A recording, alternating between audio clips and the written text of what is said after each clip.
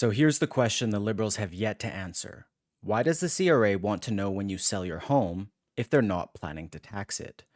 Mark Carney and the Liberals keep denying it, but behind closed doors, they've been spending your money, hundreds of thousands of dollars, to study, promote, and normalize a home equity tax. A tax on your primary residence, your nest egg, your retirement.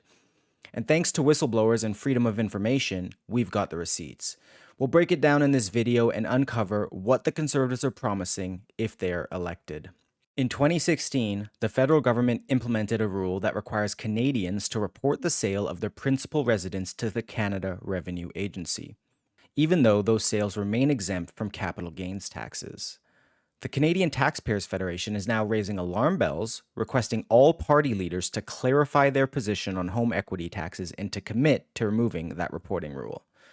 So I reached out to the Conservatives and the Liberals to see what they have to say, which we'll uncover in this video. According to the CTF, the Canada Mortgage and Housing Corporation spent at least $450,000 on a project aimed at studying and promoting a home equity tax. That money went to a group called Generation Squeeze, which published a report recommending annual surtaxes on homes worth over $1 million. The report explicitly suggested targeting what it called housing wealth windfalls gained by many homeowners while they sleep and watch TV.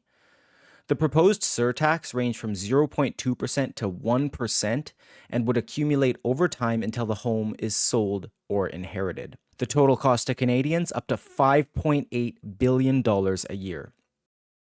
Federal Director of the CTF, Franco Terrazzano, said, quote, "We don't need to spend $200,000 to understand that Canadians can't afford a new tax on our homes. Trying to improve affordability with a new tax is like trying to put out a fire with a gas can." Remember, before the report was published, the CMHC repeatedly denied any money was used to study a home equity tax. But thanks to the CTF, that lie has been disproven. That's not all. According to CTF Alberta Director Kris Sims, federal government staff met twice with advocates of a home equity tax despite previous denials. Here's what she had to say. Hey, remember how this current federal Liberal government spent about $450,000 researching and promoting big new home taxes? Yeah. Also, a home equity tax was in there too?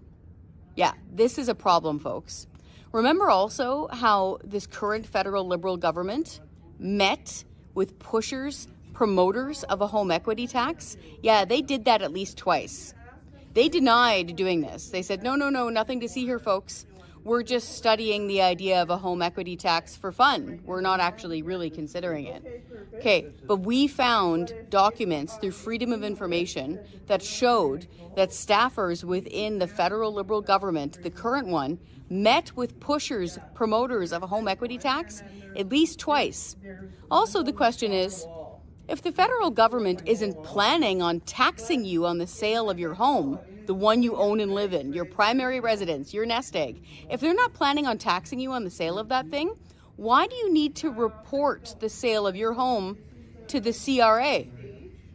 Is the tax man just curious? Are they writing a book? Why do they want to know? So Mark Carney has got to answer this question, like right now. Are you going to create a home equity tax? So I reached out to the Conservative Party, asking them if they'd follow in the same footsteps as the Liberals. The Conservative Party told me they'll scrap the reporting requirement and reject any future home equity tax. They said, quote, "Canada First Conservatives have always been opposed to the Carney-Trudeau Liberals taxing the sale of Canadians' primary residences.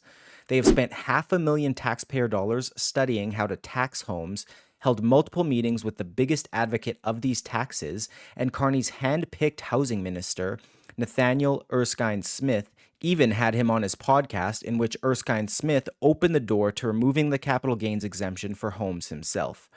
A fourth term of Carney-Trudeau Liberals will bring even more taxes on homes and skyrocketing housing prices that have killed the dream of home ownership for Canadians." They clearly stated to me that they would not implement any tax on home equity and would also repeal the CRA reporting requirement for the sale of primary residences. The spokesperson also highlighted some of the ways the Conservatives are providing real relief for homebuyers. Conservative leader Pierre Poilievre previously upped the threshold to homes valued up to $1.3 million being exempt from GST, compared to the $1 million originally introduced in his plan. The increase followed Mark Carney copying the federal tax exemption of $1 million for first-time homeowners, despite the Liberals previously voting down the motion in the House of Commons. That motion was defeated in December 2024, just months before Carney copied the policy heading into an election. Poilievre also announced tax cuts on new building projects that would save builders up to $100,000. Municipalities would be incentivized to cut taxes by reimbursing 50% of each dollar in tax relief granted to developers up to $50,000. The Conservative spokesperson reiterated that the combined cuts would save Canadians up to $100,000 on the purchase of a new home. The spokesperson said, quote, "After the lost Liberal decade of skyrocketing home prices and the Carney-Trudeau Liberals taxing Canadians to death, we will lower taxes and make it easier for young Canadians to afford a home for a change."